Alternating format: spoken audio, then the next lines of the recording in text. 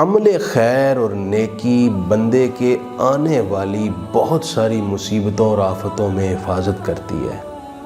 سیدنا صدیق اکبر نے فرمایا کہ عمل خیر بندے کو برے انجام سے بچاتا ہے۔ قرآن مجید میں تو یونس علیہ السلام کے مچھلی کے پیٹ سے نکلنے کی وجہ بیان کی۔ فرمایا فلولا انہ کان من المسبحین للبث فی بطنہ الی یوم یبعثون، اگر حضرت یونس علیہ السلام تسبیح پڑھنے والوں میں نہ ہوتے تو آپ قیامت تک مچھلی کے پیٹ میں ہی رہتے۔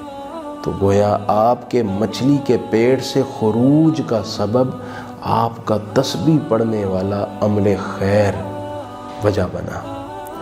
تو عمل خیر بندے کی حفاظت کرتا ہے، بہت ساری مصیبتوں سے اسے نکالتا ہے۔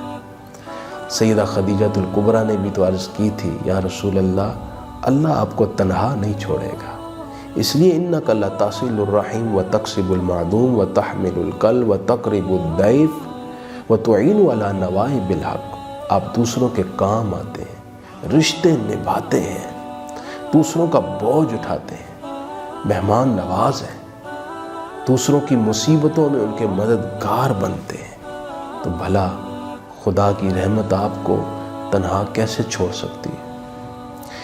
صدقے کے بارے میں فرمایا یہ آنے والی 70 برائیوں سے بندے کو محفوظ رکھتا ہے۔ صدقہ بری موت سے بندے کو بچاتا ہے۔ رشتہ داروں سے ملنا جلنا، ان کے کام آنا، ان کی خوشی غمی میں شریک ہونا، ان کے ہاں ویسے ہی چلے جانا، محبت کے تعلق قائم رکھنا، یہ جو صلہ رحمی ہے اس کے بارے میں فرمایا کہ یہ آنے والی آفتوں اور مصیبتوں اور بیماریوں سے بندے کو بچاتا ہے۔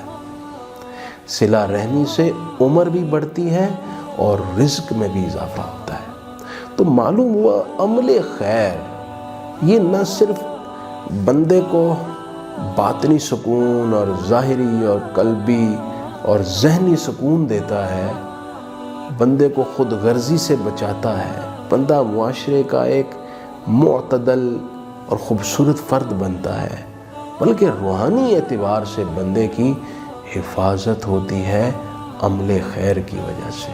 اللہ ہمیں اس کی توفیق دے، لگ جائیں اس کام میں، نیک عمل کرنے میں، اچھے عمل کرنے میں، دنیا میں بھی فائدے ہیں، آخرت میں بھی سرخروئی ہے۔